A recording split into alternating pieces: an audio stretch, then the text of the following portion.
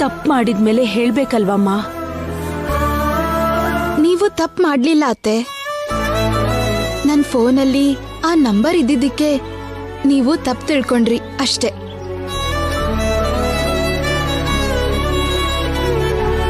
ಈಗ್ಲಾದ್ರೂ ಆ ಫೋನ್ ಮಾಡಿದ್ದು ನಾನಲ್ಲ ಅಂತ ನಿಮಗ್ ಗೊತ್ತಾಯ್ತಲ್ಲ, ಸಾಕತ್ತೆ, ಅಷ್ಟು ಸಾಕು. ನೀನ್ ತಪ್ಪು ಮಾಡಿಲ್ಲ ಅಂತ ಗೊತ್ತಾದ್ರೆ ಸಾಕಾಗಲ್ಲ ಶ್ಯಾಮ. ತಪ್ಪು ಮಾಡಿದ್ ಯಾರು ಅನ್ನೋದು ತಿಳಿಲೇಬೇಕು.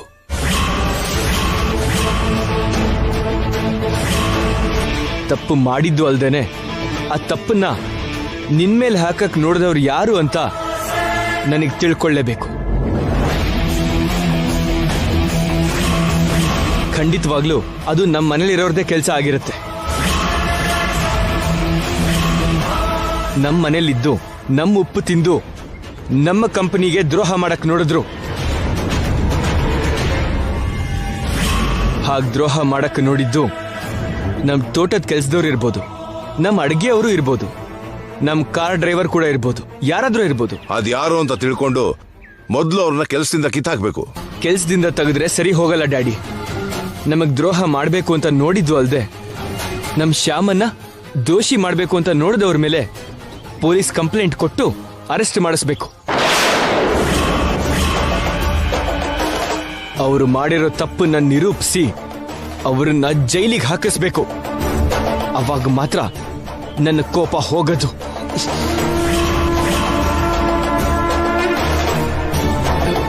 ಕಂದ, ನೀನ್ ಆವೇಶ ಪಡಬೇಡ.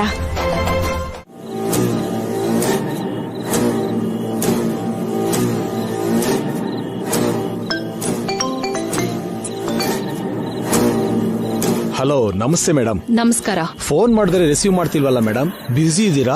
ನೀವ್ ಯಾವಾಗ ಫೋನ್ ಮಾಡಿದ್ರು ರಿಸೀವ್ ಮಾಡಕ್ಕೆ ನಾನ್ ಕೆಲ್ಸ ಇಲ್ದೆ ಖಾಲಿ ಕುತ್ಕೊಂಡಿದ್ದೀನಿ ಅನ್ಕೊಂಡಿದ್ದೀರಾ? ಇಲ್ಲ ಮೇಡಮ್, ನೀವು ತುಂಬಾ ಬ್ಯುಸಿ ಪರ್ಸನ್ ಅಂತ ಗೊತ್ತಿದೆ.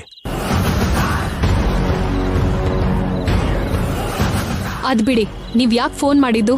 ನೀವು ನನಗೆ ಕೊಟ್ಟ ಇನ್ಫಾರ್ಮೇಶನ್ ಇಂದ ನನಗೆ ತುಂಬಾ ಲಾಭ ಆಯ್ತು ಮೇಡಮ್. ಆದ್ರೆ ಇಲ್ಲಿ ಅದರಿಂದ ದೊಡ್ಡ ಸಮಸ್ಯೆನೂ ಆಗಿದೆ. ನಿಮ್ ಸಮಸ್ಯೆ ನನ್ಗೇನಕ್ಕೆ? ಅಂದ್ರೆ ನೀವು ಕೊಟ್ಟಿರೋ ಇನ್ಫಾರ್ಮೇಶನ್ ಇಂದಾನೇ ಅಲ್ವಾ ಮೇಡಮ್ ಈ ಸಮಸ್ಯೆ ಆಗಿದ್ದು. ಅದಕ್ಕೆ ನಡೆದಿರೋದನ್ನ ನಿಮ್ಗೆ ಹೇಳ್ತಿದ್ದೀನಿ.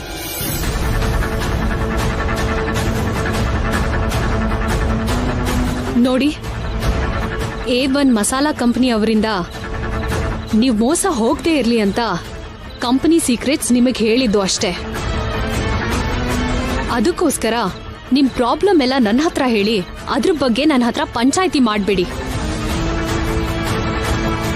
ಹಾಗಲ್ಲ ಮೇಡಮ್. ಬೇಡ, ನನಗಿನ್ನೇನು ಹೇಳ್ಬೇಡಿ.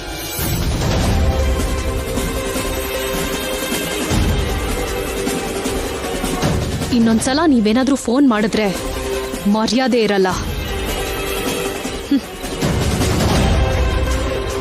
ಏನಾಯ್ತ್ರಿ ಹಾಗ್ ನೋಡ್ತಿದ್ದೀರಲ್ಲ? ಈಗ ಯಾಕೆ ಕೆಳಗೆ ಮಲ್ಕೋಬೇಕು ಶ್ಯಾಮ? ಬೆಡ್ ಮೇಲೆ ಮಲಗ್ಬೋದಲ್ಲ.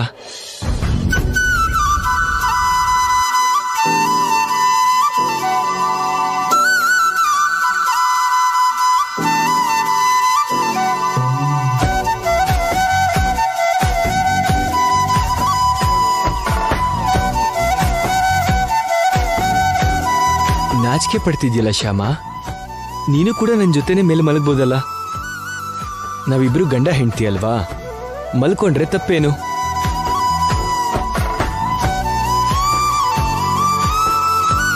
ನಾವು ಗಂಡ ಹೆಂಡ್ತಿನೇ ಆದ್ರೂ ಬ್ರಹ್ಮಚಾರ್ಯದಲ್ಲಿರೋ ಗಂಡ ಹೆಂಡ್ತಿ ಅಲ್ವಾ? ಮುಹೂರ್ತ ಇಟ್ಟು ಪದ್ಧತಿ ಪ್ರಕಾರ ಆ ಶಾಸ್ತ್ರ ನಡೆಯೋವರೆಗೂ ನಾವು ದೂರನೇ ಇರ್ಬೇಕಲ್ವಾ? ಮನ್ಸುಗಳು ದೂರ ಆಗಿದ್ರೆ ಮನುಷ್ಯರು ದೂರ ಇದ್ದ ಹಾಗೆ ಶ್ಯಾಮ. ಮನುಷ್ಯರು ದೂರ ಇದ್ದಾಗ ಮನ್ಸು ಹತ್ರ ಇರ್ಬೋದು, ಇಲ್ದೇ ಇರ್ಬೋದು. ಆದ್ರೆ ಮನುಷ್ಯರು ಹತ್ರ ಇದ್ದಾಗ ಮನ್ಸ್ ಹತ್ರ ಆಗದೆ ಹೇಗಿರತ್ತೆ ರೀ? Thank you very much. ಅನಾಥರಿಗೆ ಸೇವೆ ಮಾಡೋ ನಿಮ್ಮಂತ ಸೆಲೆಬ್ರಿಟಿನ ನಮ್ FM ಆಡಿಯನ್ಸ್ಗೂ ಕೂಡ ಪರಿಚಯ ಮಾಡಬೇಕು ಅಂತ ಅನ್ಕೊಂಡಿದೀವಿ ಮೇಡಮ್. ಈ ತರ ಪಬ್ಲಿಸಿಟಿಗೆ ಮತ್ತೆ ಸೆಲೆಬ್ರಿಟಿ ಪ್ಲೇಸಿಂಗೋಸ್ಕರನೇ ತಾನೆ ನಮ್ಮಂತವ್ರು ಅನಾಥರಿಗೆ ಸೇವೆ ಮಾಡೋದು.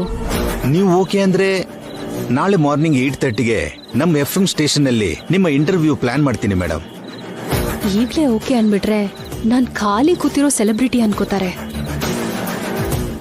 ನಾಳೆ ಮಾರ್ನಿಂಗಾ? ಹೌದು ಮೇಡಮ್. 1 ಮಿನಿಟ್. ನಾಳೆ ನನ್ನ ಶೆಡ್ಯೂಲ್ ಏನು ಅಂತ ನೋಡ್ಬಿಟ್ಟು ಹೇಳ್ತೀನಿ. 1 minute. Okay madam.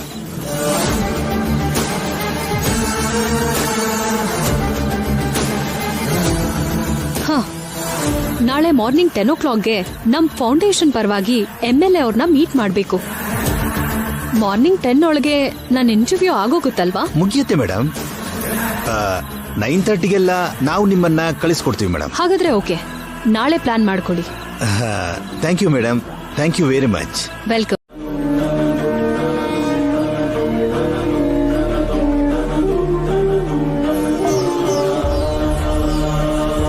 Krishna, Akhil ಅವರು ಪೂರ್ತಿಯಾಗಿ ಸರಿ ಆಗೋ ತನಕ FM ಸ್ಟೇಷನ್ಗೆ ಹೋಗ್ಬಾರ್ದು ಅಂತ ಅನ್ಕೊಂಡಿದ್ದೆ. ಆದ್ರೆ ಅವ್ರಿಗೋಸ್ಕರ ಕರಿಯರ್ ಹಾಳು ಮಾಡ್ಕೋಬಾರ್ದು ಅಂತ ಅವ್ರೀಗ ಹುಷಾರಾಗಿರೋದ್ರಿಂದ FMಗೆ ಹೋಗು ಅಂತ ಅಖಿಲ್ ಅವರು ಬಲವಂತ ಮಾಡ್ತಿದ್ದಾರೆ.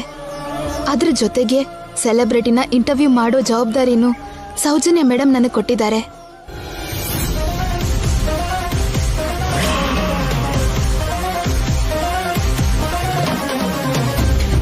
ಆದ್ರಿಂದ ಹೋಗ್ದಿರೋಕಾಗ್ತಿಲ್ಲ ಕೃಷ್ಣ. ಮೊದಲನೇ ಸಲ ಒಬ್ರು ಸೆಲೆಬ್ರಿಟಿನ ಇಂಟರ್ವ್ಯೂ ಮಾಡ್ತಿದ್ದೀನಿ.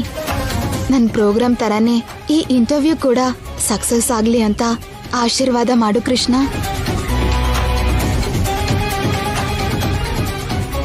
ಶ್ಯಾಮಾ, ಎಲ್ಲಿಗೆ ಹೊರಟಿದ್ಯಮ್ಮ? ಅದು ಅತ್ತೆ, ಅದು 4 ದಿನ ಫ್ಯಾಕ್ಟ್ರಿಗೆ ಹೋಗದೆ ಇದ್ರೆ ಏನ್ ನಷ್ಟ ಆಗತ್ತೆ? ಅಖಿಲ್ ಪೂರ್ತಿಯಾಗಿ ಹುಷಾರಾಗೋ ತನಕ ನೀನ್ ಮನೇಲೇ ಇದ್ದು ಅವನನ್ನ ನೋಡ್ಕೋಬಹುದಲ್ವಾ? ನನ್ನ ನೋಡ್ಕೊಳ್ಳೋದಿಕ್ಕೆ ಅಂತಾನೆ ಅವಳು ಫ್ಯಾಕ್ಟ್ರಿಗೆ ಹೋಗ್ತಾ ಇಲ್ಲ ಮಮ್ಮಿ. ಮತ್ತೆ ಅವಳು ಹೊರಟಿದ್ದಾಳೆ. ನಾವು ಡಾಕ್ಟರ್ ಚೆಕಪ್ಗೆ ಹೋಗ್ತಿರೋದು ಮಮ್ಮಿ.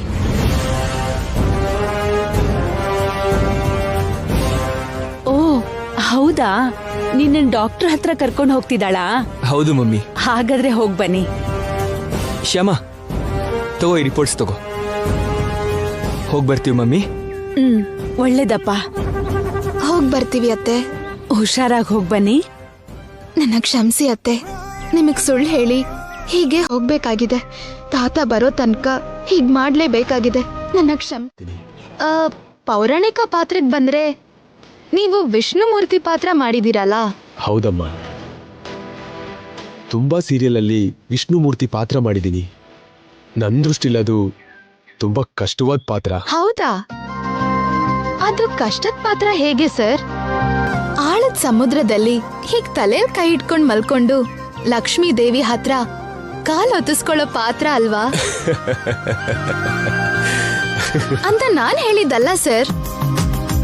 ನಮ್ ಲಿಸನರ್ಸ್ಗೆ ಯಾರಿಗಾದ್ರೂ ಈ ರೀತಿ ಅನುಮಾನ ಬರತ್ತೇನೋ ಅಂತ ಆ ಡೌಟ್ನ ಅವ್ರಿಗೆ ನೀವೇ ಕ್ಲಿಯರ್ ಮಾಡ್ಬೋದಲ್ವಾ? ಅದಕ್ಕೆ ಕೇಳ್ತಾ ಇದ್ದೀನಿ. ಶೋರ್. ನನ್ನ ದೃಷ್ಟಿಯಲ್ಲಿ ವಿಷ್ಣುಮೂರ್ತಿ ಪಾತ್ರ ಯಾಕೆ ಅಷ್ಟು ಕಷ್ಟ ಅಂದ್ರೆ ಆ ಒಂದು ಪಾತ್ರದಲ್ಲಿ 10 ಪಾತ್ರ ಇದೆ. 10 ಪಾತ್ರನಾ? ಹೌದಮ್ಮ, ದಶಾವತಾರ ಎಲ್ಲ ವಿಷ್ಣುಮೂರ್ತಿ ಅವತಾರನೇ ಅಲ್ವಾ? ಅಂದ್ರೆ ಒಂದೇ ಪಾತ್ರದಲ್ಲಿ 10 ಪಾತ್ರ ಇದ್ದಾಗಲ್ವಾ? ಅಂದ್ರೆ ವಿಷ್ಣುಮೂರ್ತಿ ಪಾತ್ರ ಮಾಡೋವಾಗ ಆ 10 ಪಾತ್ರನೆಲ್ಲ ದೃಷ್ಟಿಯಲ್ಲಿಟ್ಕೊಂಡು ನಟಿಸ್ಬೇಕಲ್ವಾ?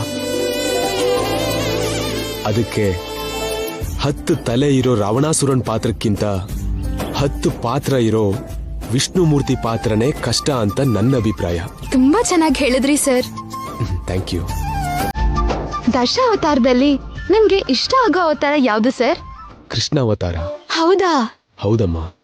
ಯಾವ ವಯಸ್ಸಲ್ಲಿ ಹೇಗಿರ್ಬೇಕು ಅನ್ನೋದನ್ನ ಎಳೆ ವಯಸ್ಸಿನಿಂದ ವಯಸ್ಸು ಮಾಗೋ ತನಕ ಎಲ್ರಿಗೂ ಅರ್ಥ ಆಗೋ ಹಾಗೆ ಹೇಳೋದು ಶ್ರೀಕೃಷ್ಣನ ಅವತಾರ. ಅದಕ್ಕೆ ನನಗೆ ಆ ಅವತಾರ ಅಂದ್ರೆ ತುಂಬಾ ಇಷ್ಟ. ಒಂದೇ ಮಾತಲ್ಲಿ ಕೃಷ್ಣ ಪರಮಾತ್ಮನ್ ಬಗ್ಗೆ ತುಂಬಾ ಚೆನ್ನಾಗಿ ಹೇಳಿದ್ರಿ ಸರ್. ಇದು ಮಾತು ಗೀತೆ ಕಾರ್ಯಕ್ರಮ ಆಗಿರೋದ್ರಿಂದ ಒಳ್ಳೆ ಮಾತೊಂದನ್ನು ಹೇಳಿದ್ರಿ. ಮತ್ತೆ ಒಳ್ಳೆ ಹಾಡೊಂದು ಹಾಡ್ತೀರಾ? ಏನ್ ಹಾಡು ಅಂತೀಯ? ನಿಮ್ಮಿಷ್ಟ ಸರ್. ಆ ನೀಲಮೇಘ ಶ್ಯಾಮಂಗೆ ಲಾಲಿ ಹಾಡು ಹಾಡ್ತೀನಿ. ಲಾಲಿ ಹಾಡಾ? ಹಾಡಿ ಸರ್.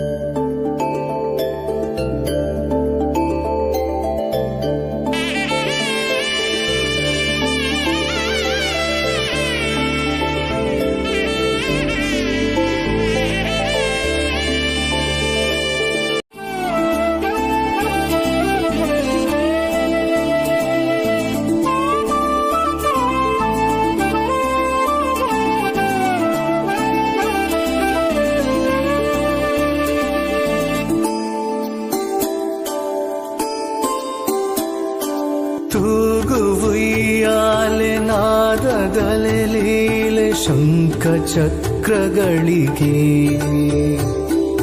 ಹಾಡೆ ಜೋಗುಳವ ವೇದ ಮಂತ್ರಗಳು ಅಭಯ ಹಸ್ತಗಳಿಗೆ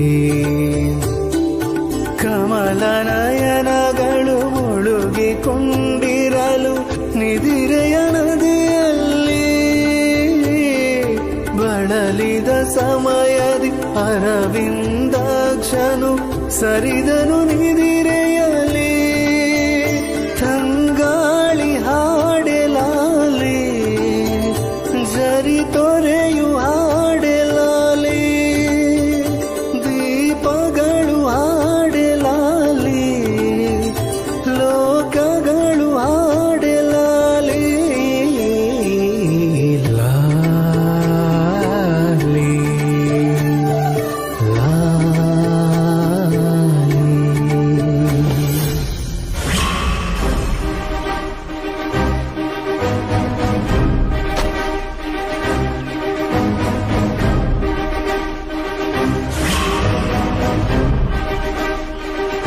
ತುಂಬಾ ಚೆನ್ನಾಗಿ ಹಾಡಿದ್ರಿ ಸರ್. ಅಷ್ಟೇ ಅದ್ಭುತವಾಗಿ ನೀನು ಕೂಡ ಚರಣ ಹಾಡಬೇಕು. ನಾನು ನಿಮ್ ಮುಂದೆ ಹಾಡ್ಬೇಕಾ? ಹಾಡಬೇಕು. ಮಾತು ಗೀತೆ ವಿತ್ ಕೃಷ್ಣ ತುಳಸಿ ಅಲ್ವಾ? ಕೃಷ್ಣ ತುಳಸಿ ಹಾಡದೇ ಇದ್ರೆ ಹೇಗೆ?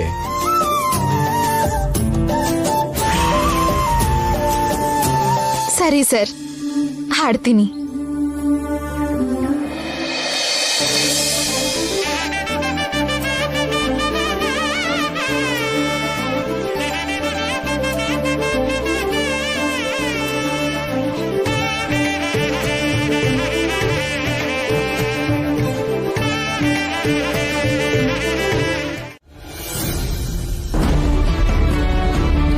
ಥ್ಯಾಂಕ್ ಗಾಡ್, ಮಮ್ಮಿಗೆ ಡೌಟ್ ಬರ್ದಿದ್ದ ಹಾಗೆ FM ಸ್ಟೇಷನ್ಗೆ ಹೋಗಿ ಬಂದ್ವಿ. ಏನಂದ್ರೆ ಈಗ ನಿಮ್ಗೊಂದು ಸರ್ಪ್ರೈಸ್ ತೋರಿಸ್ತೀನಿ. ಏನ್ ಶ್ಯಾಮ? ಆಗ್ಲೇ ನಾನು ಇಂಟರ್ವ್ಯೂ ಮಾಡಿರೋ ಸಾಯಿ ಕಿರಣ್ ಅವರು ನನ್ಗೆ ಇಷ್ಟ ಇರೋ ನಟ ಅಂತ ನಿಮ್ಗೆ ಗೊತ್ತಲ್ವಾ? ಗೊತ್ತು, ಎಷ್ಟೋ ಸಲ ಹೇಳಿದ್ಯಲ್ಲ. ನಿನ್ ಫೇವ್ರೆಟ್ ಆಕ್ಟರ್ನ ನೀನ್ ಇಂಟರ್ವ್ಯೂ ಮಾಡಕ್ಕಾಗಿದ್ದು ನಿಜವಾಗ್ಲೂ ನಿನ್ ಲಕ್. ಲೈಫಲ್ಲಿ ಅದೊಂದು ಗ್ರೇಟ್ ಮೆಮೊರಿ ಆಗಿ ನಿನಗೆ ನೆನಪಿರುತ್ತೆ. ಹಾಗೆ ನೆನಪಿರ್ಲಿ ಅಂತಾನೆ ಅವ್ರ ಜೊತೆ ಒಂದ್ ಸೆಲ್ಫಿ ತಗೊಂಡೆ ರೀ.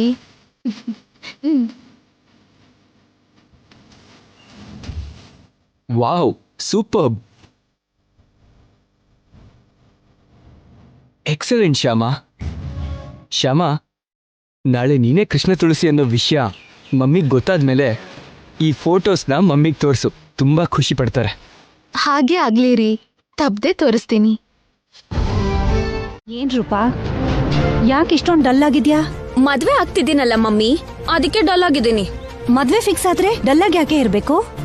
ಇಲ್ದಿದ್ರೆ ಏನ್ ಮಮ್ಮಿ, ಸಂಬಂಧ ಓಕೆ ಅನ್ಕೊಂಡು ಎಷ್ಟು ದಿನ ಆಯ್ತು, ಇಲ್ಲಿ ತನಕ ಎಂಗೇಜ್ಮೆಂಟು ಇಲ್ಲ, ಅದ್ರ ಪ್ರಸ್ತಾಪನೂ ಇಲ್ಲ. ಇಷ್ಟಕ್ಕೂ ನನಗೂ ಆದಿತ್ಯಗೂ ಮದ್ವೆ ಆಗತ್ತಾ? ಆಗತ್ತೆ, ಗ್ಯಾರಂಟಿಯಾಗ ಆಗತ್ತೆ. ಹೇಗಾಗುತ್ತೆ ಮಮ್ಮಿ? ನೀನ್ ಆದಿತ್ಯ ಅವ್ರ ತಂದೆ ಹತ್ರ ಮಾತಾಡಿದ್ರಲ್ವಾ? ಹೇಗೆ ಮಾತಾಡ್ಲಿ? ಮದ್ವೆ ವಿಷಯ ಮಾತಾಡೋಣ ಅಂತ ಫೋನ್ ಮಾಡಿದ್ರೆ ಅವರು ಆಲ್ಬಮ್ ಬಗ್ಗೆ ಕೇಳ್ತಾರೆ. ಕೇಳಿದ್ರೆ ಏನೋ ಒಂದ್ ಹೇಳ್ಬಿಡು ಮಮ್ಮಿ. ಮೊದ್ಲು ನೀನ್ ಇವ್ರಿಗೆ ಫೋನ್ ಮಾಡಿ ಮದ್ವೆ ವಿಷಯ ಮಾತಾಡು. ನೀನ್ ಮಾತಾಡ್ತೀಯ ಅಥವಾ ನಾನೇ ಮಾತಾಡ್ಲಾ? ಬೇಡ ಬೇಡ, ನಾನೇ ಕಾಲ್ ಮಾಡ್ತೀನಿ, ಸರಿನಾ?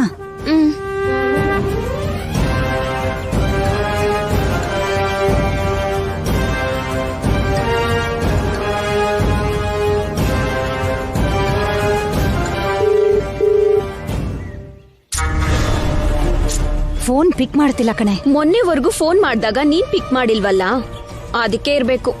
ಈಗ ಅವರು ನಿನ್ ಫೋನ್ ಪಿಕ್ ಮಾಡ್ತಿಲ್ಲ. ಮತ್ತೆ ಮಾಡು.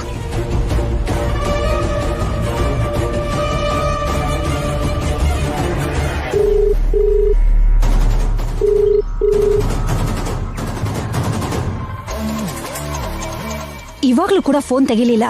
ಹಠ ಬಿಡ್ದಿರೋ ವಿಕ್ರಮ್ ಕಸನ್ ಸಿಸ್ಟರ್ ಹಾಗೆ ಮತ್ತೆ ಮತ್ತೆ ಮಾಡ್ತಾನೆ ಇರು. ಇರಿಟೇಟ್ ಆಗಿ ಅವರೇ ಆನ್ಸರ್ ಮಾಡ್ತಾರೆ. ಹಾ ಸರಿ.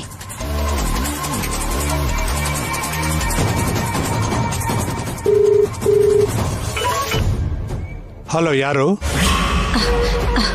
ಯಾರು ಅಂತ ಕೇಳ್ತಿದಾರಲ್ಲೇ, ನನ್ನ ನಂಬರ್ನ ಡಿಲೀಟ್ ಮಾಡ್ಬಿಟ್ಟಿದಾರೋ ಏನೋ.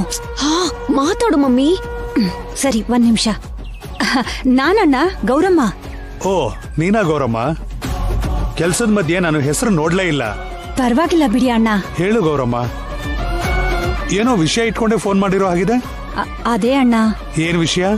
ಅಂದ್ರೆ ಅದೇ ಅಣ್ಣ, ರೂಪರಾಣಿ ಆದಿತ್ಯನ್ ಮದ್ವೆ ವಿಷಯ ಮಾತಾಡೋಣ ಅಂತ ಫೋನ್ ಮಾಡ್ದೆ. ಮದ್ವೆ ವಿಷಯ ಮಾತಾಡೋದಕ್ಕೆ ಫೋನ್ ಮಾಡಿದ್ಯಾ? ಹೌದಣ್ಣ. ಆಮೇಲೆ ಕಾಲ್ ಮಾಡು ಗೌರಮ್ಮ, ಈಗ ನಾನು ಸ್ವಲ್ಪ ಬ್ಯುಸಿ ಆಗಿದ್ದೀನಿ. ಅಣ್ಣ ಅಣ್ಣ, ನಾವ್ ಆಲ್ಬಮ್ ವಿಷಯ ಮಾತಾಡ್ತಿಲ್ಲ ಅಂತ ಅವರು ಮದ್ವೆ ವಿಷಯ ಮಾತಾಡ್ತಾ ಇಲ್ಲ. ಅಂದ್ರೆ ಆಲ್ಬಮ್ ಆಗದೆ ಇದ್ರೆ ನನ್ ಮದ್ವೆನೂ ಆಗಲ್ವಾ ಮಮ್ಮಿ? ಮದ್ವೆ ಆಗ್ತಿದ್ರೆ ಮಾತ್ರ ನಾನ್ ಮೊದ್ಲೇ ಹೇಳ್ತಿದ್ದೀನಿ, ನಾನು ನೇಣ್ ಹಾಕೊಂಡ್ ಸಾಯ್ತೀನಿ. ಬಾಯ್ ಮುಚ್ಚೆ. ಮಾತಿಗೂ ಸತ್ತೋಗ್ತೀನಿ ಅಂತ ನನ್ ತಲೆ ತಿನ್ಬೇಡ. ನಾನೇ ಇಲ್ಲಿ ಟೆನ್ಷನ್ ಅಲ್ಲಿ ಸಾಯ್ತಾ ಇದ್ದೀನಿ. ಸುಮ್ನೆ ನೀನು ಟೆನ್ಷನ್ ಮಾಡ್ಕೊಂಡು ನನ್ಗೂ ಟೆನ್ಷನ್ ಕೊಡ್ಬೇಡ. ಈ ಸಮಸ್ಯೆಗೆ ಏನಾದ್ರೂ ಪರಿಹಾರ ನಾನು ಹುಡುಕ್ತೀನಿ. ಯೋಚನೆ ಮಾಡು, ಬೇಗ ಯೋಚನೆ ಮಾಡು. ನಾನೀಗ ಅವ್ರ ಮುಂದೆ ಹೋದ್ರೆ ಅವರು ನನ್ನ ಗುರ್ತಿಡಿತಾರೆ. ಕೃಷ್ಣ ತುಳಸಿ ಪ್ರೋಗ್ರಾಮ್ ವಿಷಯದ ಬಗ್ಗೆ ಮಾವಂಗ್ ಹೇಳ್ತಾರೆ. ಹಾಗಾಗ್ಬಾರ್ದು ಅಂದ್ರೆ ನಾನ್ ಅನಂತ್ ಅಂಕಲ್ ಕಣ್ಣಿಗೆ ಕಾಣಿಸ್ಕೋಬಾರ್ದು. ಏನ್ ಯೋಚನೆ ಮಾಡ್ತಿದ್ಯಾ? ಬಾ ಹೋಗೋಣ. ನಾನು ನಿಮ್ ಚೇರ್ಮನ್ ನ ಮೀಟ್ ಮಾಡೋದು ಚೆನ್ನಾಗಿರಲ್ಲ ಸೌಜನ್ಯ? ಯಾಕೆ ಚೆನ್ನಾಗಿರಲ್ಲ? ಅಂದ್ರೆ ಮೊನ್ನೆ ನಾ ನಿಮ್ಗೆ ಇಂಟರ್ವ್ಯೂ ಕೊಟ್ನಲ್ಲ, ಆ ಇಂಟರ್ವ್ಯೂ ಬದಲಾಗಿ ನಾನು ಈ ಪ್ರೋಗ್ರಾಮ್ ಕೇಳ್ತಿದ್ದೀನಿ ಅಂತ ಅವರು ಅನ್ಕೋಬಹುದು ಅಂತ ನನ್ ಫೀಲಿಂಗ್. ನಮ್ ಚೇರ್ಮನ್ ಹಾಗೆಲ್ಲ ಅನ್ಕೊಳ್ಳಲ್ಲ. ಅವರು ಅನ್ಕೊಳ್ದೆ ಇರ್ಬೋದು ಸೌಜನ್ಯ, ಆದ್ರೆ ಅವರು ಹಾಗ ಅನ್ಕೋತಾರೆ ಅನ್ನೋ ಫೀಲಿಂಗ್, ಆ ಫೀಲಿಂಗ್ ನನಗಿರುತ್ತಲ್ವಾ, ಅದಕ್ಕೆ ನಾನ್ ಬರಲ್ಲ ಅಂದೆ. ನೀನೇ ಹೋಗಿ ಅವ್ರ ಹತ್ರ ಮಾತಾಡಿ ಹೇಗಾದ್ರೂ ಮಾಡಿ ಈ ಪ್ರೋಗ್ರಾಮ್ ಏರ್ಪಾಡ್ ಮಾಡ್ಸು ಪ್ಲೀಸ್ ಸೌಜನ್ಯ. ಓಕೆ ಸೌಜನ್ಯ. ಏನು? 1 ಮಿನಿಟ್. ಅವ್ರಿಗೇನಾದ್ರೂ ಓಕೆ ಅಂದ್ರೆ ಕೃಷ್ಣ ತುಳಸಿ ಹತ್ರ ಈ ಅಗ್ರಿಮೆಂಟ್ ಮೇಲೆ ಸೈನ್ ಕೂಡ ಮಾಡ್ಸು.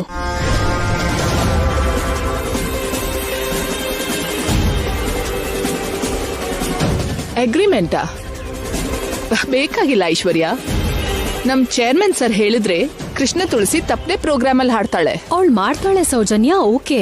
ಆದ್ರೆ ಹೀಗೆ ಅಗ್ರಿಮೆಂಟ್ ಮಾಡ್ಸೋದು ನಮ್ ಲಿಟಲ್ ಏಂಜಲ್ ಫೌಂಡೇಶನ್ ರೂಲ್. ಅದಕ್ಕೆ ಅಗ್ರಿಮೆಂಟ್ ಮೇಲೆ ಸೈನ್ ಮಾಡ್ಸು ಅಂತ ಹೇಳ್ತಿರೋದು. ಜಸ್ಟ್ ಇದೊಂದು ಫಾರ್ಮ್ಯಾಲಿಟಿ ಅಷ್ಟೇ. ಸರಿ, ನೀನ್ ಇಲ್ಲೇ ಇರು, ನಾನ್ ಬರ್ತೀನಿ.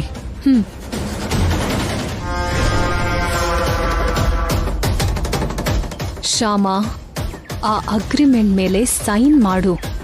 ನಿನ್ನ ಆಟ ಆಡಿಸ್ತೀನಿ. ಶ್ಯಾಮಾ, ನಿನಗೆ ಅಷ್ಟ ದಿಗ್ಬಂಧನ ಹಾಕಿ ಕಟ್ ಹಾಕ್ತೀನಿ. ನೀನ್ ಸಿಕ್ ಬೀಳೋದು ತಪ್ಪೋದಿಲ್ಲ. ಏನು, ನಿಮ್ ಫ್ರೆಂಡ್ ಐಶ್ವರ್ಯ ಮತ್ ಬಂದಿದ್ರು?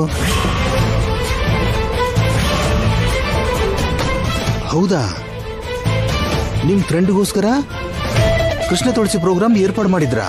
ಹೌದು ಸರ್. ಏನ್ ಸೌಜನ್ಯ, ಯಾಕೆ ಹೀಗೆ ಮಾಡಿದ್ರಿ? ದಿನ ದಿನಕ್ಕೆ ಕೃಷ್ಣ ತುಳಸಿ ಹಾಗೆ ಬೆಳೀತಿದ್ದಾಳೆ. ಅವಳು ಇನ್ನೂ ಬೆಳೀತಿದ್ರೆ ಅವಳನ್ನ ಕೆಲಸದಿಂದ ತೆಗೆಯೋಕೆ ನಮ್ ಕಷ್ಟ ಆಗತ್ತಲ್ಲ. ಅನಾವಶ್ಯಕ ನೀವು ಆ ಪ್ರೋಗ್ರಾಮ್ನ ಫಿಕ್ಸ್ ಮಾಡಿದ್ರಿ. ಅಂದ್ರೆ ನನ್ ಫ್ರೆಂಡ್ಗೋಸ್ಕರ ಮಾಡ್ಬೇಕಾಯ್ತು. ಹಾಗಾದ್ರೆ ಒಂದು ಕೆಲಸ ಮಾಡೋಣ. ಏನು ಸರ್? ರೂಪರಾಣಿನ ಕೃಷ್ಣ ತುಳಸಿ ಜೊತೆ ಸೇರಿಸಿ ಪ್ರೋಗ್ರಾಮ್ ಮಾಡ್ಬೇಕು ಅಂತ ಯುಗೇಂದ್ರ ಗುಪ್ತಾ ಅವರು ಯಾವತ್ತಿಂದ ಟ್ರೈ ಮಾಡ್ತಿದ್ರಲ್ಲ. ಹೌದು. ಕೃಷ್ಣ ತುಳಸಿ ಪ್ರೋಗ್ರಾಮ್ ಅಲ್ಲಿ ರೂಪರಾಣಿ ಪ್ರೋಗ್ರಾಮ್ ಕೂಡ ಆಡ್ ಮಾಡೋಣ. ರೂಪರಾಣಿ ಸ್ಟಾರ್ ಸಿಂಗರ್, ಕೃಷ್ಣ ತುಳಸಿ ಹೊಸ ಸಿಂಗರ್. ಡೆಫಿನೆಟ್ಲಿ ರೂಪರಾಣಿ ಮುಂದೆ ಕೃಷ್ಣ ತುಳಸಿ ಡಲ್ ಆಗ್ತಾಳೆ. ಎಲ್ರೂ ರೂಪರಾಣಿ ಹಾಡೇ ಮೆಚ್ಕೋತಾರೆ. ಕೃಷ್ಣ ತುಳಸಿ ನಮ್ ಮರ್ಯಾದೆ ತೆಗೆದ್ಲು ಅಂತ ಹೇಳಿ ಚೇರ್ಮನ್ ಸರ್ಗೆ ಚೆನ್ನಾಗಿ ನಂಬಿಸಿ ಕೃಷ್ಣ ತುಳಸಿನ ಕೆಲಸದಿಂದ ತೆಗೆಸ್ಬಿಡ್ಬಹುದು. ನಮ್ ಪ್ರಾಬ್ಲಮ್ ಸಾಲ್ವ್. ಏನಂತೀರಿ? Good idea sir. ಏನು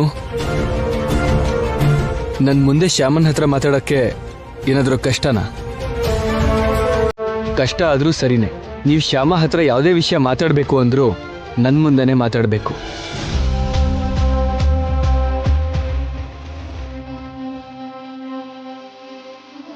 ಏನ್ ಗೌರಮ್ಮ ಹೇಳಿ.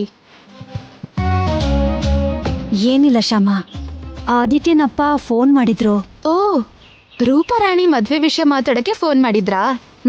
ಅಲ್ಲ, ರೂಪಾರಾಣಿ ಪ್ರೋಗ್ರಾಮ್ ವಿಷಯಕ್ಕೆ ಫೋನ್ ಮಾಡಿದ್ರು. ಅವರೊಂದು ಪ್ರೋಗ್ರಾಮ್ ಅರೇಂಜ್ ಮಾಡಿದಾರಂತೆ.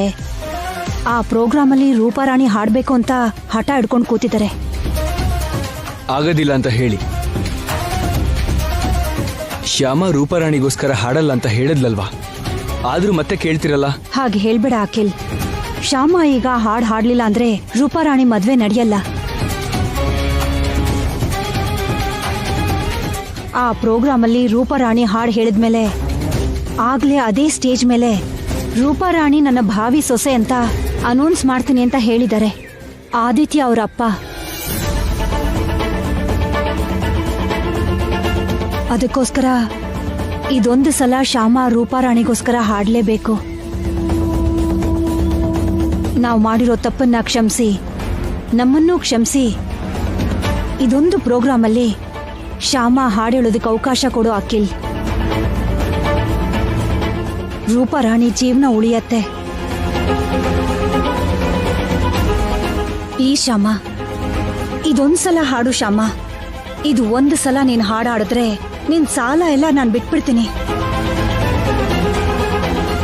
ಅಡ ಇಟ್ಕೊಂಡಿರೋ ನಿನ್ ಮನೆ ಪೇಪರ್ಸ್ನು ಕೂಡ ವಾಪಸ್ ಕೊಟ್ಬಿಡ್ತೀನಿ.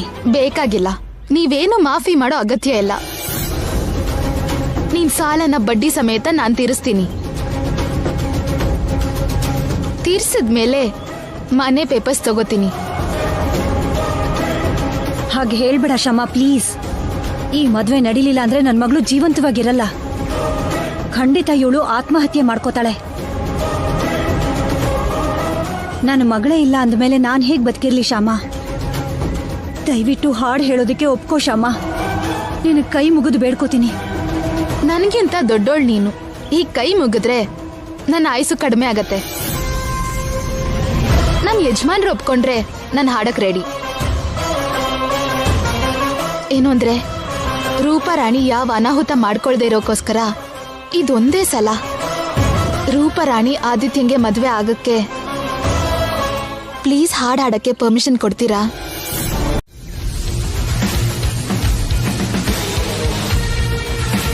ಹೌದಾ? ಕೃಷ್ಣ ತುಳಸಿ ಅಗ್ರಿಮೆಂಟ್ ಪೇಪರ್ ಮೇಲೆ ಸೈನ್ ಮಾಡಿದ್ಲಾ? ಹೌದು ಸರ್. Very good. ಈಗ ನನ್ಗೊಂದು ಬ್ರಹ್ಮಾಂಡವಾಗಿರೋ ಐಡಿಯಾ ಬಂದಿದೆ. ಏನ್ ಸರ್ ಅದು? ಆ ಪ್ರೋಗ್ರಾಮ್ ಅಲ್ಲಿ ಕೃಷ್ಣ ತುಳಸಿ ರೂಪಾರಾಣಿಗೆ ಜುಗಲ್ಬಂದಿ ಮಾಡಿದ್ರೆ ಹೇಗಿರುತ್ತೆ? ಹಾಗ್ ಜುಗಲ್ಬಂದಿ ಮಾಡಿದ್ರೆ ಅವರಿಬ್ರು ಪೈಪೋಟಿಲಿ ಹಾಡ್ಬೇಕಾಗತ್ತಲ್ಲ. ರೂಪಾರಾಣಿ ಸೀನಿಯರ್ ಆದ್ರಿಂದ ಸಿಂಗಿಂಗ್ ಟೆಕ್ನಿಕ್ಸು ಚೆನ್ನಾಗಿ ಗೊತ್ತು. ಕೃಷ್ಣ ತುಳಸಿಗೆ ಅದು ಗೊತ್ತಿಲ್ಲ. ಸೊ ಖಂಡಿತ ರೂಪಾರಾಣಿ ಮುಂದೆ ಕೃಷ್ಣ ತುಳಸಿ ಕಷ್ಟಪಡ್ತಾಳೆ. ನಮ್ ಬ್ಲೂ FM ಮರ್ಯಾದೆ ತೆಗಿತಾಳೆ. ಕರೆಕ್ಟ್ ಆಗಿ ಹೇಳಿದ್ರಿ ಸರ್. ಆದ್ರೆ ಜುಗಲ್ಬಂದಿ ಅಂದ್ರೆ ನಮ್ ಚೇರ್ಮನ್ ಸರ್ ಒಪ್ಕೋತಾರಾ? ನಾನು ಮಾತಾಡಿ ಒಪ್ಪಿಸ್ತೀನಿ. ಆದ್ರೆ ಜುಗಲ್ಬಂದಿ ವಿಷಯನ ಈಗ್ಲೇ ಐಶ್ವರ್ಯಾಗ್ ಹೇಳ್ಬೇಡಿ ಸರ್. ಯಾಕೆ? ಅವಳು ಕೃಷ್ಣ ತುಳಸಿ ಪ್ರೋಗ್ರಾಮ್ ಕೇಳಿರೋದ್ರಿಂದ ಜುಗಲ್ಬಂದಿ ಅಂದ್ರೆ ಒಪ್ಕೋತಾಳೋ ಇಲ್ವೋ ಗೊತ್ತಿಲ್ಲ. ಅದು ಕರೆಕ್ಟೇ. ಮೊದಲು ನಾನು ಚೇರ್ಮನ್ ಸರ್ನ ಒಪ್ಪಿಸ್ತೀನಿ, ಆಮೇಲೆ ಗುಪ್ತಾ ಅವ್ರ ಹತ್ರ ಮಾತಾಡ್ತೀನಿ. Okay sir. ಸರಿ.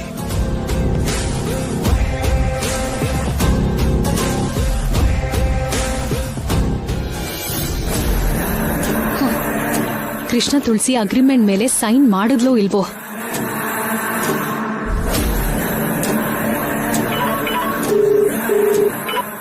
ಹಲೋ ಸೌಜನ್ಯ, ಕೃಷ್ಣ ತುಳಸಿ ಅಗ್ರಿಮೆಂಟ್ ಮೇಲೆ ಸೈನ್ ಮಾಡಿದ್ಲಾ? ಹೌದು, ಹಾಕಾಯ್ತು.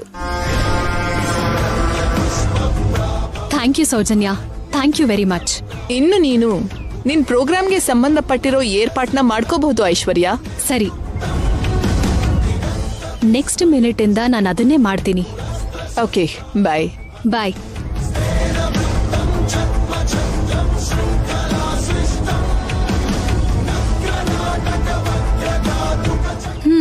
ಶ್ಯಾಮ, ಸಿಕ್ಬಿದ್ದೆ. ನನ್ನ ಟ್ರ್ಯಾಪಲ್ಲಿ ಪೂರ್ತಿಯಾಗಿ ಸಿಕ್ಬಿದ್ದೆ. ನಾಡಿದ್ದು ಪ್ರೋಗ್ರಾಮ್ ನಡೆಯೋದು ನಿನ್ ಹಾಡಿನ ಪ್ರೋಗ್ರಾಮ್ ಮಾತ್ರ ಅಲ್ಲ, ನೀನು ಕೃಷ್ಣ ತುಳಸಿ ಅಂತ ನಿಜ ಅತ್ತೆಗೆ ತಿಳಿಯೋ ಪ್ರೋಗ್ರಾಮ್, ನಿನ್ ಕತ್ ಹಿಡಿದು ಹೊರಗಡೆ ತಳ್ಳೋ ಪ್ರೋಗ್ರಾಮ್ ನಡೆಯುತ್ತೆ. ಏನು? ನಾಳೆ 10ನೇ ತಾರೀಕು ನಡೆಯೋ ಪ್ರೋಗ್ರಾಮ್ ಕೃಷ್ಣ ತುಳಸಿ ಮತ್ತೆ ರೂಪರಾಣಿ ಸೇರಿ ಹಾಡೋ ಪ್ರೋಗ್ರಾಮಾ? ಹೌದು. ಅದು ಹೇಗಾಗತ್ತೆ ಶ್ಯಾಮ? ಕೃಷ್ಣ ತುಳಸಿಯಾಗಿ ಹಾಡೋದು ನೀನೇ, ರೂಪರಾಣಿಗೆ ಹಾಡ್ಬೇಕಾಗಿರೋದು ನೀನೇ. ಅದು ಹೇಗೆ ಸಾಧ್ಯ ಆಗತ್ತೆ? ಅದಕ್ಕೆ ಅಲ್ವಾ ಇಷ್ಟು ಟೆನ್ಷನ್ ಆಗ್ತಿರೋದು. ನೀನ್ ಏನಾದ್ರೂ ಹೇಳಿ ಅವತ್ತು ರೂಪರಾಣಿಗೆ ಹಾಡ್ ಹಾಡಕ್ಕಾಗಲ್ಲ ಅಂತ ಹೇಳಿ. ಹಾಗೆ ಹೇಳಿದ್ರೆ ಇವಳಿಗೆ ಜೀವನದಲ್ಲಿ ಮದ್ವೆ ಆಗಲ್ಲ ಶ್ಯಾಮ. ಆದಿತ್ಯನ್ ಡ್ಯಾಡಿ ಕ್ಲಿಯರ್ ಆಗಿ ಹೇಳಿದ್ದಾರೆ ನನ್ಗೆ, ಆ ಪ್ರೋಗ್ರಾಮ್ ಅಲ್ಲಿ ರೂಪರಾಣಿ ಹಾಡಿದ್ರೇನೆ ಆದಿತ್ಯನ್ಗೆ ರೂಪರಾಣಿಗೆ ಮದ್ವೆ ಆಗೋದು, ಇಲ್ಲ ಅಂದ್ರೆ ಆಗಲ್ಲ ಅಂತ. ನನ್ ಮದ್ವೆ ಏನಾದ್ರೂ ನಡೀತಾ ಇದ್ರೆ ನಾನ್ ಕೆರೆನೋ ಬಾವಿನೋ ನೋಡ್ಕೊಂಡು ಸಾಯ್ತೀನಿ ಅಷ್ಟೇ. ಅಂತ ಪರಿಸ್ಥಿತಿ ಬರಲ್ಲಮ್ಮ, ನೀನ್ ಟೆನ್ಷನ್ ಮಾಡ್ಕೋಬೇಡ. ನಿನ್ ಸಾವನ್ ನೋಡ್ಕೊಂಡು ಶ್ಯಾಮ ಸುಮ್ನೆ ಕೂತಿರ್ತಾಳ. ಶ್ಯಾಮ, ನೀನೇ ಏನಾದ್ರೂ ಮಾಡಿ ಕೃಷ್ಣ ತುಳಸಿ ಅವತ್ತು ಪ್ರೋಗ್ರಾಮ್ ಬರೋದಕ್ಕಾಗಲ್ಲ ಅಂತ ಹೇಳಿ ತಪ್ಪಿಸ್ಕೋ ಶ್ಯಾಮ. ಅದಾಗಲ್ಲ ಗೌರಮ್ಮ, ನಾನು ಆಲ್ರೆಡಿ ಅವ್ರು ಕೊಟ್ಟಿರೋ ಅಗ್ರಿಮೆಂಟ್ ಮೇಲೆ ಸೈನ್ ಮಾಡಿದ್ದೀನಿ. ಕೃಷ್ಣ ತುಳಸಿಯಾಗಿ ಆ ಪ್ರೋಗ್ರಾಮ್ಗೆ ಹೋಗಿ ಹಾಡ್ತೀನಿ, ಮಿಸ್ ಮಾಡಕ್ಕಾಗಲ್ಲ. ಆದ್ರೆ ರೂಪರಾಣಿ ಕೂಡ ಆ ಪ್ರೋಗ್ರಾಮ್ಗೆ ಹೋಗ್ಬೇಕು, ಹಾಡ್ಬೇಕು, ತಪ್ಪಲ್ಲ. ಈಗ ಹೇಗ್ ಮಮ್ಮಿ? ಅಲ್ಲಿ ಕೃಷ್ಣ ತುಳಸಿ ಆಗಿ ಇಲ್ಲಿ ನನ್ನ ಹಾಗೆ ಒಂದೇ ಸ್ಟೇಜ್ ಮೇಲೆ ಹೇಗ್ ಹಾಡ್ತಾಳೆ ಮಮ್ಮಿ?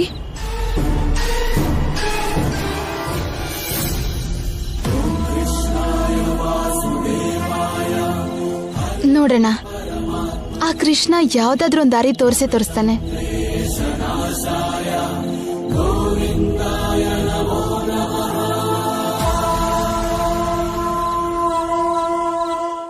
ಏನ್ ಶ್ಯಾಮ ನೀನ್ ಹೇಳ್ತಾ ಇರೋದು? ನೀನು ವೆಂಟ್ರಿಲಾಕ್ವಿಸಮ್ ಪ್ರಾಕ್ಟೀಸ್ ಮಾಡ್ತೀಯಾ? ಹೌದು ರೀ. ತುಟಿ ಕದಲ್ಸ್ದೇ ಇರೋ ತರ ಮಾತಾಡೋ ಹಾಗೆ ನಾನು ತುಟಿ ಕದಲ್ಸ್ದೆ ಹಾಡ್ ಹಾಡ್ತೀನಿ ರೀ. ಹಾಗೆ ತುಟಿ ಕದಲಿಸದೆ ಮಾತಾಡೋದೇ ತುಂಬಾ ಕಷ್ಟ. ಅಂತದ್ರಲ್ಲಿ ನೀನ್ ಹಾಡ್ ಹೇಳ್ತೀನಿ ಅಂತೀಯಲ್ಲ ಶ್ಯಾಮ? ಹಾಡ್ಬೇಕು ರೀ, ಹಾಡ್ಬೇಕು. ಒಂದೇ ಸ್ಟೇಜ್ ಮೇಲೆ ನಾನಿಲ್ಲಿ ಕೃಷ್ಣ ತುಳಸಿಯಾಗಿ ಅಲ್ಲಿ ರೂಪರಾಣಿಗೆ ಗೋಸ್ಟ್ ಸಿಂಗರ್ ಆಗಿ ಹಾಡಬೇಕು. ಹಾಗ ಹಾಡಬೇಕು ಅಂದ್ರೆ ನಾನು ತುಟಿ ಕದಲ್ದೇ ಇರೋ ತರ ಹಾಡೋದ್ನ ಪ್ರಾಕ್ಟೀಸ್ ಮಾಡಬೇಕು, ತಪ್ಪೋದಿಲ್ಲ. ಅದನ್ ಬಿಟ್ರೆ ಬೇರೆ ದಾರಿ ಇಲ್ಲ ರೀ. ನಿಜಾನೇ ಶ್ಯಾಮ, ಅದನ್ ಬಿಟ್ರೆ ಬೇರೆ ದಾರಿ ಇಲ್ಲ. ಆದ್ರೆ ಹಾಗೆ ಹಾಡೋದು ತುಂಬಾ ಕಷ್ಟ ಅಂದಿದ್ದು ಅರ್ಥ ಮಾಡ್ಕೊ. ಎಷ್ಟು ಕಷ್ಟ ಆದ್ರೂ ಪರವಾಗಿಲ್ಲ ರೀ. ವೆಂಟ್ರಲಾಕ್ವಿಸಮ್ ನಾನ್ ಕಲಿತೀನಿ, ಹಾಡ್ತೀನಿ. ಕಲ್ತ್ಕೊಂಡು ಹಾಡೋದಿಕ್ಕೆ ಅಷ್ಟು ಟೈಮ್ ಇಲ್ಲ ಶ್ಯಾಮ. ನಾಳೆನೇ ಅಲ್ವಾ ಪ್ರೋಗ್ರಾಮ್? ಈಗಿಂದನೇ ಪ್ರಾಕ್ಟೀಸ್ ಮಾಡಕ್ ಶುರು ಮಾಡ್ತೀನಿ. ಆ ಕೃಷ್ಣನ್ ದಯೆಯಿಂದ ನಾಳೆ ಪ್ರೋಗ್ರಾಮ್ ಟೈಮ್ಗೆ ನನಗೆ ಹಾಗೆ ಹಾಡಕ್ ಬಂದ್ಬಿಡತ್ತೆ. ನನಗ ನಂಬಿಕೆ ಇದೆ. ಓಕೆ ಶ್ಯಾಮ, ನಿನಗ ನಂಬಿಕೆ ಇದೆ. ಓಕೆ, ಆದ್ರೆ ಎಲ್ ಪ್ರಾಕ್ಟೀಸ್ ಮಾಡ್ತೀಯಾ? ಮನೇಲಿ ಮಾಡಿದ್ರೆ ಮಮ್ಮಿ ಕೇಳ್ತಾರಲ್ಲ. ಔಟ್ ಹೌಸ್ಗೆ ಹೋಗಿ ಅಲ್ಲೇ ಪ್ರಾಕ್ಟೀಸ್ ಮಾಡ್ಕೋತೀನಿ ರೀ. ಕರೆಕ್ಟ್, ಅಲ್ಲಿ ಪ್ರಾಕ್ಟೀಸ್ ಮಾಡೋದೇ ಕರೆಕ್ಟ್. ಏನಂದ್ರೆ ಆ ವೆಂಟ್ರಲಾಕ್ವಿಸಮ್ಗೆ ಸಂಬಂಧಪಟ್ಟಿರೋ ವಿಡಿಯೋಸ್ ಏನಾದ್ರೂ ಡೌನ್ಲೋಡ್ ಮಾಡ್ಕೊಡ್ತೀರಾ? ಅದನ್ನ ನೋಡಿ ಪ್ರಾಕ್ಟೀಸ್ ಮಾಡ್ಕೋತೀನಿ. ಶ್ಯೂರ್ ಶ್ಯಾಮ, ಫೋನ್ ಕೊಡು.